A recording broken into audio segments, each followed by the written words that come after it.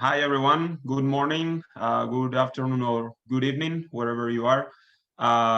And most of you probably you already know me, so we are going to just jump into what we are going to be talking about today, right? Let me share the presentation. Right. I think you can see it properly now. So on this occasion, we are going to be talking about what Carlos said, water harness, right? It is going to be quite a brief chat.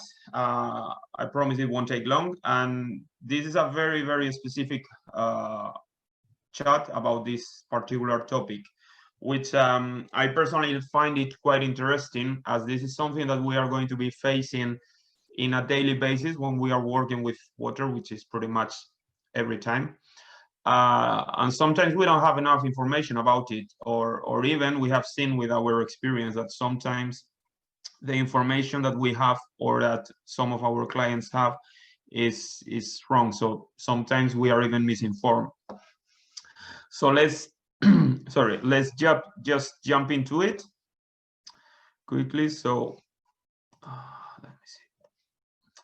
Right. So basically the concepts that we will be seeing today are to know what harness is exactly and what is not, because we have seen that everyone has got an idea of what harness is, more or less, but we have seen that certain people are still getting confused about it. Also, we are going to see how to measure it, how it is going to affect us. This is a very important part of this topic. And what treatments do we have against it, or basically to palliate its adverse effects. Sorry.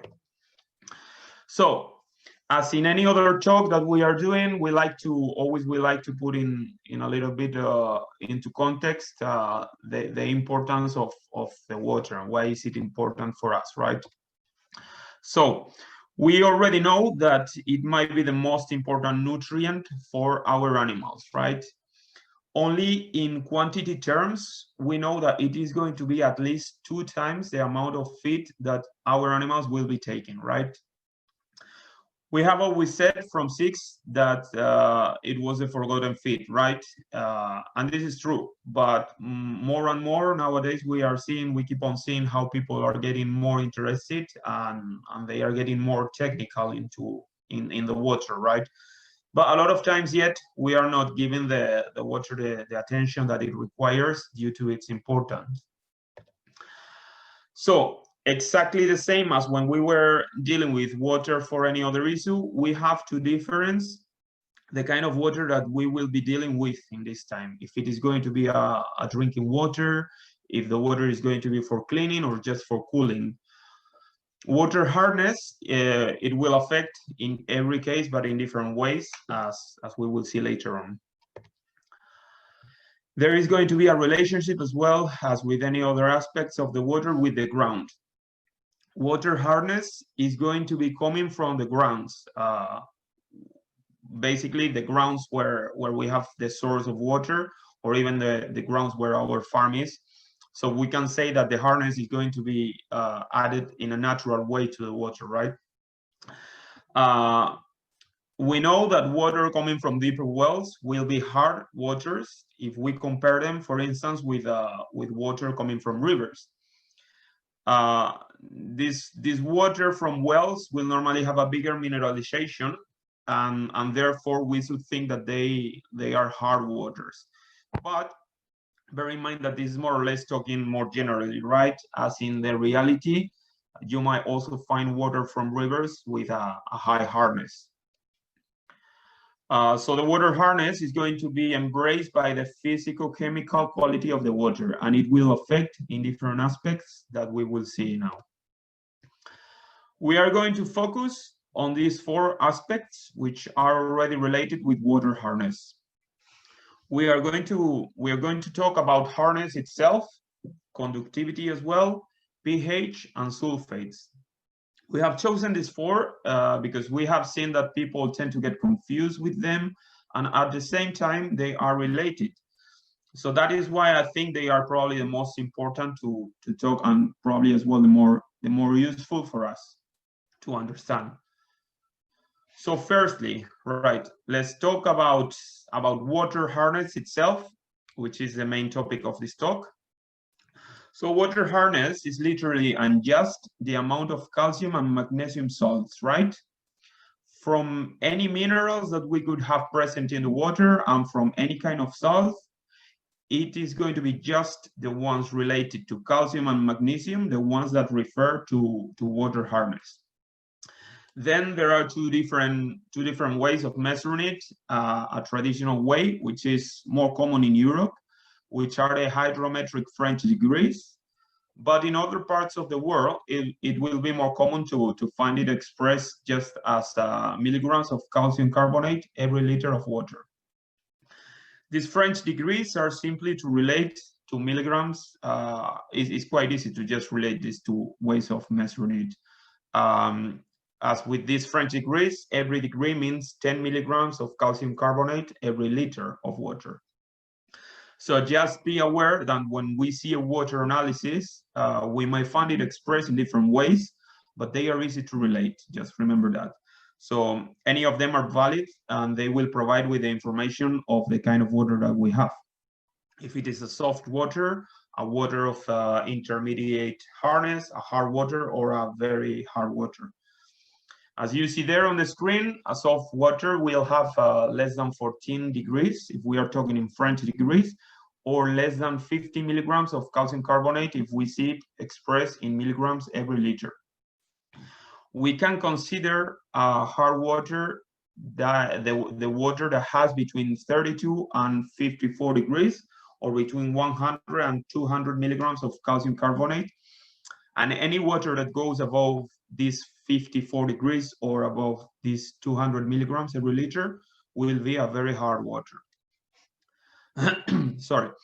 Another point which is important, very important I would say, is that there are two kinds of water hardness. We call it temporary hardness and a permanent hardness. Temporary hardness is the one given by calcium carbonate, which is the general one, the most commonly found anywhere, right? We call it temporary because if we boil the water, then that calcium carbonate will precipitate. It will disappear from the water. So this is a good way to eliminate this calcium carbonate. But in the other side, we have this permanent hardness, which is given by calcium sulfates and calcium chlorides, right? If we boil that water, these salts will not precipitate. So they will remain in the water. This is because they are soluble at higher temperatures than the calcium carbonate, right? So just so you know that there are two kinds of hardness, depending on how the calcium salts are presented. But we will normally find the one that we said, the temporary hardness, which is the one related to the calcium carbonate. So let's talk about the next one, conductivity now. It is commonly found on water analysis that the equivalent to hardness comes as the water conductivity. This is very important because we confuse it quite oftenly, right? It is not the same as water hardness. The conductivity itself is the ability to transmit heat, electricity, or sound through an element. And in this case, the element is obviously going to be the water. So how does conductivity increases? With basically with a larger concentration of ions. So the conductivity will be directly associated with the total dissolved solids, all right? Then the key to understand especially the difference between hardness and conductivity, are these two questions below. So just think about it. Do salts which increase water hardness also increase conductivity? Yeah, right. Calcium and magnesium are dissolved solids, and therefore they will increase conductivity.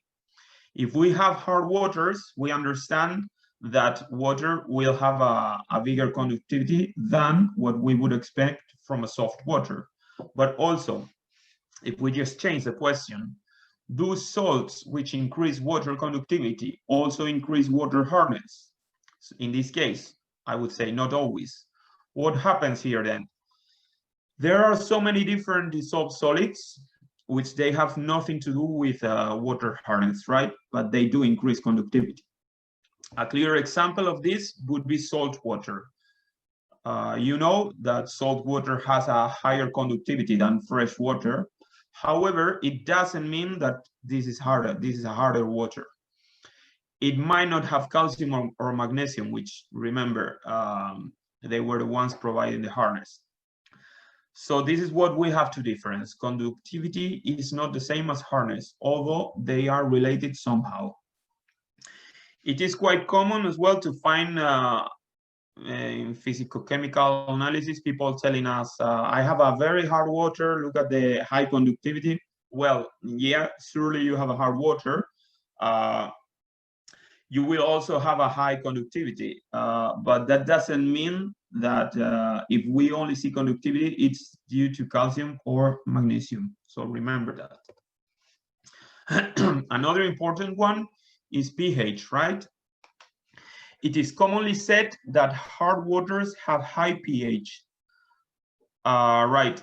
It is true that calcium bicarbonate slightly alkalinizes the water, not hugely, but a little bit. Then there is a relationship as well, but again, pH is not water hardness, all right? But it is true that if we have a hard water, when we have calcium and magnesium salts, that water be alkaline with a higher pH, okay? But there is not an exact correlation. So we cannot say that with this amount of calcium carbonate, we will have an exact pH, because there are so many other factors that will be affecting the pH. But there is a relationship, and we can say higher hardness will generally mean higher pH, and these will have some repercussions. In the same way, when there are no salts, which normally are less mineralized waters, then they have lower pH. They are more acid waters and more aggressive waters.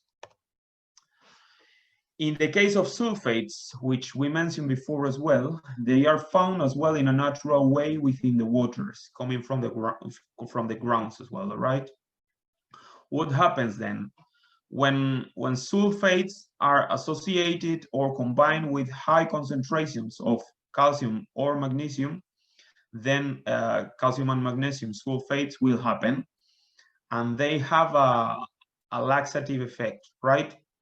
So obviously they will be causing a reduced growth in our animals, related basically to a worse use of nutrients within the digestive system. So imagine if we have something in the water which is causing this soft poo, soft stool from our animals. So we can imagine that the growth rate will be affected. And this is why we were making the difference between temporary and permanent hardness before, because one of them doesn't have a negative impact on health, but the presence of sulfates can affect the development of the animals if they get associated with calcium and magnesium. So now let's get into more detail to see how all of this is going to affect to our farms. Okay, so we have different points where it can affect. One is the animal health. We mark it with a question tag there, and you will see why. But also the calcium and the limb scale deposits, how they are going to affect us. Biofilm as well, pH, we talked already a little bit, same with sulfates, solubility, and interaction with antibiotics. So, when talking about animal health, the temporary hardness that we described before is going to be good for production, right? There is no problem with it at all. Calcium is good for bone development, especially in some cases, like in poultry, when we are working with laying hens, where there is a high demand of calcium. Working with hard waters, in this case, can even be an extra intake of calcium, right?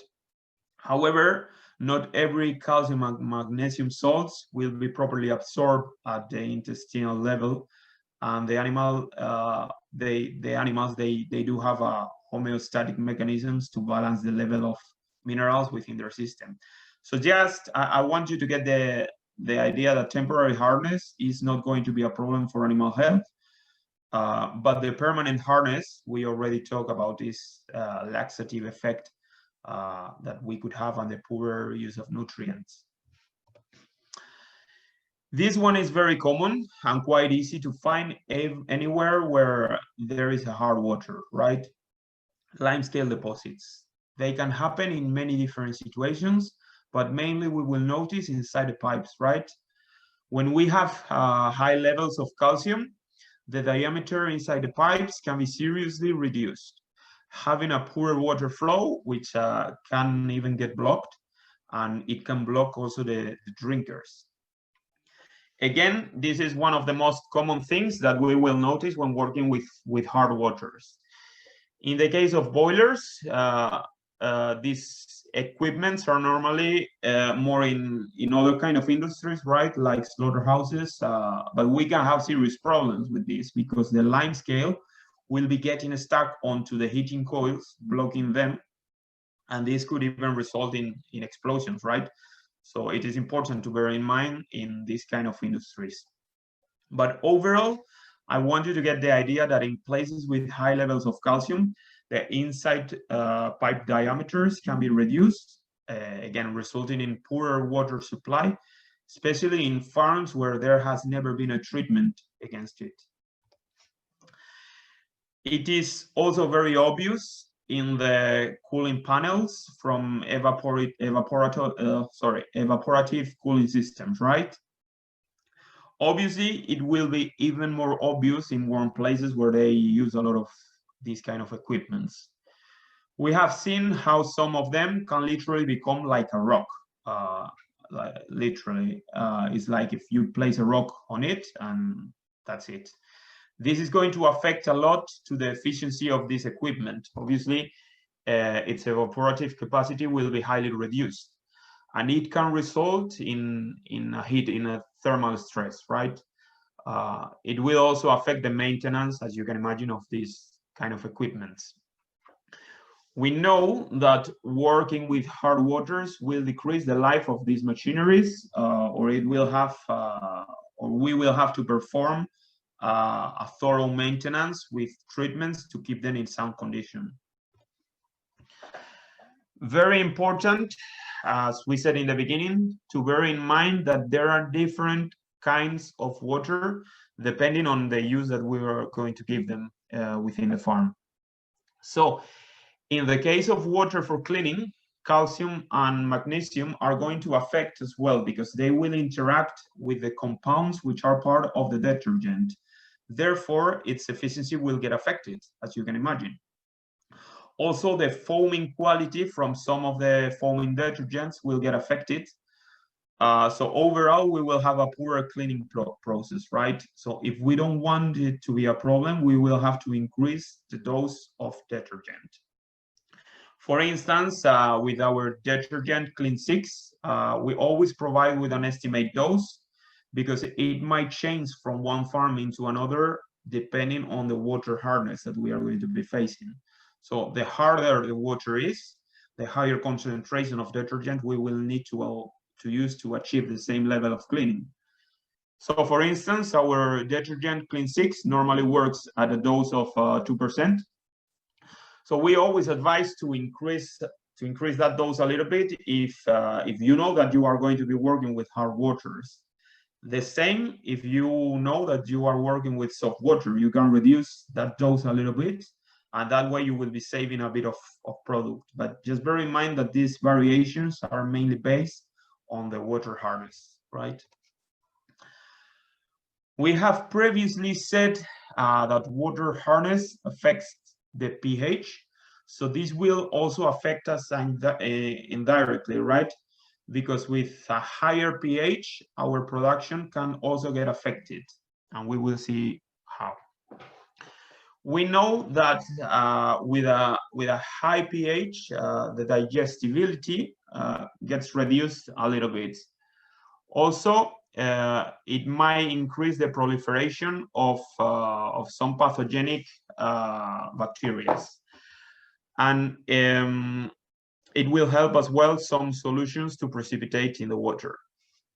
We have that chart there. Sorry, it is in Spanish, but I will explain, where we can see different antibiotics and its affinity to get dissolved in regards to their preference for alkaline or acid water. So in these cases where we have hard waters, we have to bear in mind that it might be useful choosing an antibiotic with preferences for alkaline water, right? Or if not, we might need to use some acids into the water. So as you can see, for example, amoxicillin or ampicillin prefer alkaline waters, whereas erythromycin or neomycin prefer acid waters. And also very important, a very important issue here is that the pH will affect quite a lot to the chlorine disinfection efficiency, right? We wrote there 7 and 7.4 because at a pH of 7, the efficiency of chlorine has already been well decreased. And at a pH of 7.4, its efficiency as a disinfectant is pretty much nothing, but we will explain now. Let's get deeper into this chlorine issue, because different minerals, among which we find calcium and magnesium, but also organic materials, will combine with chlorine. And this combined chlorine is going to lose its efficiency as a disinfectant to perform the disinfection. But on the other hand, when we have free chlorine, not combined, which is the one that does the disinfection, we can find it as hypochlorite ion or hypochloric acid. So what happens? We will see now. It happens that at a low pH, that chemical balance moves in direction to the hypochloric acid. We have to know that hypochloric acid has got greater disinfection efficiency than hypochlorite ion. So this balance will move depending on the pH. The lower the pH is, the more hypochloric acid we will have, and therefore the disinfection efficiency will be better. With a higher pH, the balance goes towards the hypochlorite ion, due to a retention of protons, which are the hydrogen ions, and therefore the disinfectant efficiency will be worse. But if we check on the levels of free chlorine, we will be detecting it on the same level, no matter the pH. And its efficiency, as we have seen, will be different depending on what form do we have. So from this, I want you to just simply get the idea that if we work with chlorine, it's much more convenient to work with lower pH. What else are we going to see? I don't know if all of you were attending to the previous biofilm webinar, but one of the main predisposing factors to generate biofilm on surfaces, but especially inside the pipes, was roughness. This roughness is going to help the bacteria to adhere to the surfaces. Remember that surfaces that were previously smooth, they will get rough after the calcium deposits appear. And this is why this was one of the most common predisposing factors that we can find in our farms. So obviously, as a summary, we will have a water contamination, blocked water lines, pathogenic microorganisms coming back constantly into our production. Even as you already know, biofilm can produce inhibitory substances against beta-lactam antibiotics and can cause bioflocculation of different substances that we might be adding into the water. We are not getting deep into this now, as we already did in another webinar, but I want you to get with the idea that when we have hard waters, it is very likely to also find biofilm, more than when we work with soft water, obviously. So let's go to the final point, where we will talk about the water treatments that we can perform in regards to the hardness. Obviously, and again, we have to separate whether the water is going to be for drinking, cleaning, or just for cooling. But also, if our goal is to sanitize the water or just treat the water hardness and treat to reduce the adverse effect, right? Then our recommendation from BBZIX is if you finally decide to disinfect water with chlorine, then you have two different options in order to make that chlorination effective, right? Remember that we saw different scenarios where chlorine was not effective. So one option is using acids to decrease the water pH. The other option is to decalcify using water softeners, right? We do not recommend decalcifying, and we will see why now.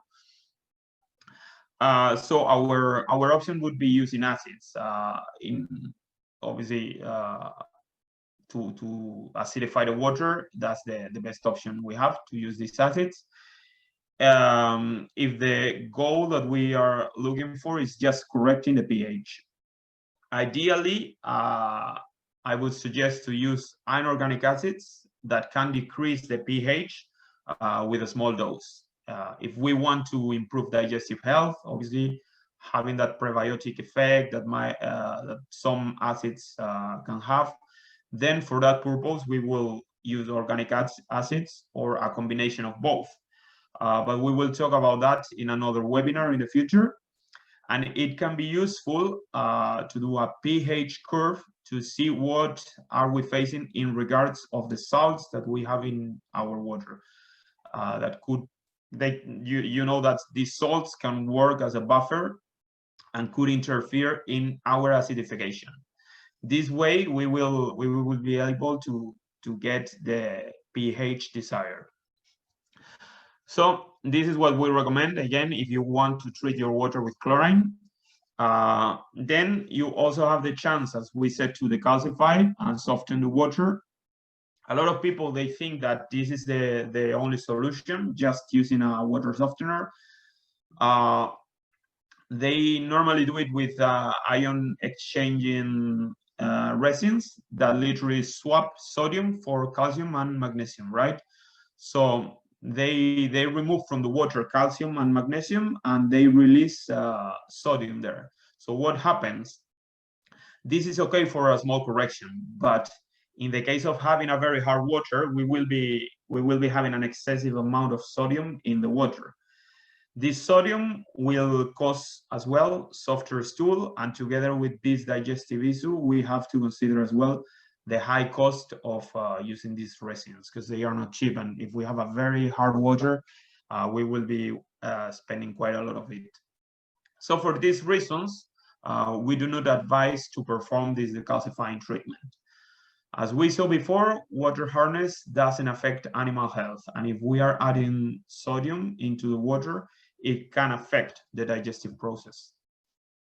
So what other treatments do we have? Sometimes, and we have found this oftenly in the farms from our clients, you have a big problem and you need to solve it straight away. This happens in places where it has never been used anything to remove limescale from the pipes, and there are already big limescale deposits with poor water flows. This can also happen in agriculture, in their irrigation system, sorry. So for these kind of cases, we recommend, when there are no animals in the farm, obviously, to use acids. We will use strong inorganic acids that will decrease the pH quite a lot with a small dose, right? We will try in these cases to get a pH of around 4, because that pH will help to dissolve the calcium into the water quickly. And some parts of limescale as well will even be dragged like stones. So everything will be removed quite fast. There is a problem though when doing this kind of treatments, and it is that it can produce some sort of corrosion, right? Because normally acidifiers are corrosive when we reach such a low pH. And if we use it for evaporative panels, we might also provoke some corrosion on the cellulose panel, right? So try to stick to this plan in very extreme cases where we have pretty much lost the water flow and we need to solve it straight away. It is ideal to remove large amounts of limescale. But our advice, the one that we have found to be the best, is working continuously, treating with hydrogen peroxide, which in our case we do with BBZIX. Why is this? Apart from dissolving the calcium, we achieve different goals as sanitizing the water, and it is very stable. Hydrogen peroxide has got an amphoteric character, and basically this means that it is great for removing organic material, but also inorganic material, right? Therefore, it will keep the pipes free from biofilm and free from limescale. What happens is that it is not as fast as an acid to remove that limescale, and not that good for a situation like the one that we explained before, when we were trying to achieve a pH of 4. But this is another concept, ideal to work when we know that we have hard waters and we want to keep the whole water systems in the best condition. At the same time, that it sanitizes the water and keeps a great microbiological quality, it does remove biofilm if it appears, and it prevents all the blocked nipples, poor water flows, etc. from happening, right? Another advantage is that it doesn't depend on pH as chlorine does. So you don't have to work associated with an acid to correct the pH. You could if you want to, and you would also get different benefits from it, but there is no need. It's also more stable, as we already said, and therefore it works well all the way through the water lines. It is also not corrosive, so we wouldn't face that adverse effect when using acids, right? That we were recommending before. I mean, if we are using this hydrogen peroxide, we won't have these problems. So that is hydrogen peroxide then, which is going to act against organic material through hydroxyl radicals. Remember that we were talking about this on the previous webinar as well, the hydroxyl radicals.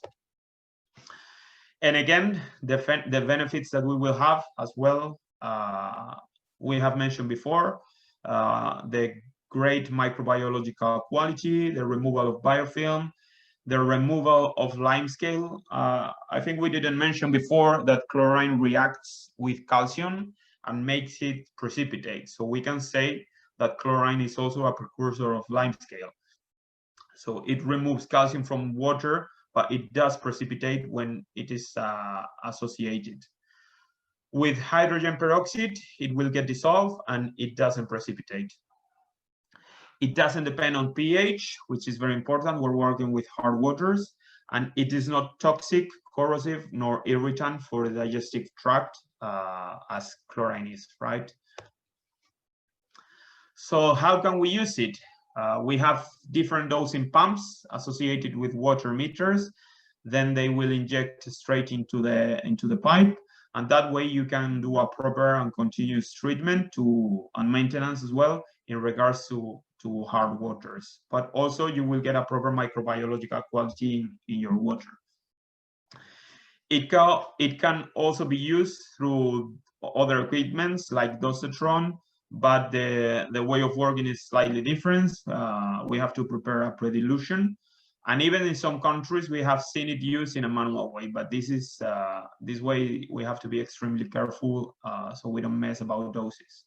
But just bear in mind that we have different ways of using this. And in the case of evaporative panels, we talked about that before when we were having some sort of problems. If we want to treat them, then we have different options, right, as well. We can use acids. We have seen cases of finding the whole thing literally like a rock. The deposit is so big that you don't see the equipment, you see like a panel of rock. So acids would be an option to dissolve that calcium, but we have the same issue as we mentioned before, which is the corrosion on the panels, because we will have to decrease the pH quite a lot, and we can damage the cellulose and even the whole cooling system. Other options that we have would be doing a treatment with BBZIX, which, as we said, is hydrogen peroxide, and we would have to let it work for quite a while. 6-Virox, which is our disinfectant, has got hydrogen peroxide, but also peracetic acid, which is great for the scaling in the case of calcium, and it works great at lower doses. We use an interval there because that depends on the amount of calcium that we will have. Sometimes we even need to do a second treatment if we find these cases like the one I was saying of finding literally a rock there. And also for the countries where you have access to Aqua-6 tablets, which are tablets made of potassium monopersulfate, we add them into the deposits from the cooling systems, and it will cause the decalcification as well, right? All these treatments, they work really well, but maybe 6-Virox would be the most advisable, and the tablets as well, because it is very simple to do. The main thing, and this is important, is to leave it work for some hours, and then we have to remove all the water from the cooling system, right? Because the calcium stays dissolved into the water, and if we keep the same water into the system, it will deposit again once the active ingredient from these products gets degraded. So very important to remove the water after the treatment. And remember that we were only talking in regards to water hardness, so this doesn't replace any other treatment needed in our water in order to achieve a good quality water in any matter, right? So this is it for today. As you have seen, it has been a very specific talk about this topic, but I think it is very useful, and we can even relate it to other things that we have already seen, like biofilm before. So thank you very much for your attention.